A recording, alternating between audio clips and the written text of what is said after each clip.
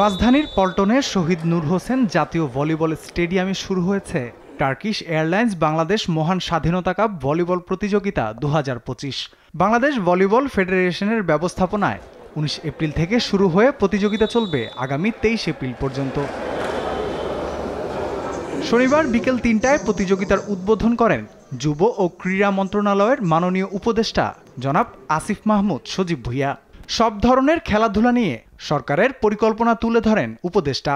ক্রীড়া ক্ষেত্রের সংস্কারের জন্য আমরা প্রাথমিকভাবে কমিটিগুলো পুনর্গঠন করছি। সেক্ষেত্রে ফেডারেশনগুলো আছে, 55টা ফেডারেশন আছে আমাদের।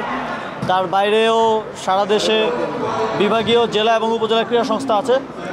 আর সেগুলো আস্তে আস্তে আমরা অ্যাক্টিভেট করতেছি, যাতে করে এই যে ভলিবল ফেডারেশন একটা ইন্ডিপেন্ডেন্স কাপ আয়োজন করলো, এরকম অন্যান্য ফেডারেশনগুলো বিভিন্ন টুর্নামেন্ট আয়োজনের মাধ্যমে ক্রীড়া ক্ষেত্রটাকে আরও বেশি অ্যাক্টিভ করবে।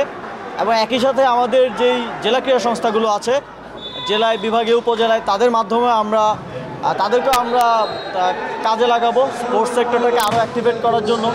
আমাদের পূর্ববর্তী এক্সপিরিয়েন্স হচ্ছে আমাদের জেলা ক্রীড়া সংস্থা বা উপজেলা ক্রীড়া সংস্থা তারা কোনো ধরনের খেলাধুলা অত বেশি আয়োজন করার সাথে সম্পৃক্ত ছিল না, বেশিরভাগ রাজনৈতিক ব্যক্তিত্ব সেখানে থাকতো।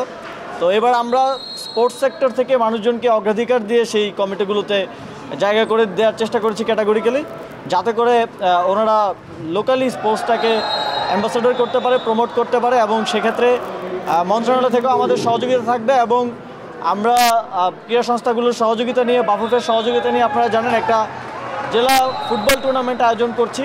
আমরা আশা করছি যে 64টা জেলাকেই আমরা অংশগ্রহণ করবে এবং আমরা ভাবছি যে শুধু ঢাকা কিংবা শহর কেন্দ্রিক না করে আমরা যত বেশি সম্ভব ভেন্যুতে খেলা আয়োজন করতে পারি, যাতে করে ওই এলাকা কেন্দ্রিক দর্শক যারা আছেন তারাও খেলা দেখতে পারেন এবং আবার সারা দেশে স্পোর্টস একটা প্রাণ ফিরে পায়।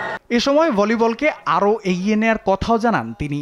ভলিবল ফেডারেশনের কমিটিটা রিসেন্টলি আসলে পুনর্গঠিত হয়েছে এবং এর মধ্যে ওনারা একটা টুর্নামেন্ট আয়োজন করেছেন সফলভাবে, আপনারা দেখতে পাচ্ছেন। তো আশা করছি যে বিষয়গুলো এই মাঝখানের সময়টা যে কয়েকদিন কমিটি ছিল না, সেই সময়ে যে স্থবিরতা ছিল সেগুলো কাটিয়ে উঠবে এবং যে সমস্যাগুলো আছে এগুলো সমাধান করবেন। ফেডারেশনের দায়িত্বশীলদের সাথে আমরা এই মাত্রই মিটিং করলাম এবং আমাদের কথা হয়েছে। আশা করি নেক্সট ফাইন্যান্সিয়াল ইয়ারে এটাকে ইনডোর ফ্যাসিলিটিস এবং এইটার ক্যাপাসিটিটা আমরা ওই লেভেলে বিল্ড করতে পারবো, যাতে এখানেই ইন্টারন্যাশনাল টুর্নামেন্ট আয়োজন করা যায়। এবারের আসরে প্রতিযোগিতায় অংশ নিয়েছে দেশের শীর্ষস্থানীয় 8টি দল। দিনের প্রথম 2 ম্যাচে জয় পায় বাংলাদেশ বিদ্যুৎ উন্নয়ন বোর্ড ও বাংলাদেশ বিমান বাহিনী। অন্যদিকে পরের 2 ম্যাচে জয় পায় তিতাস ক্লাব ও fire service and civil defence. Rafiul Islam Ratul, Desh TV, Dhaka.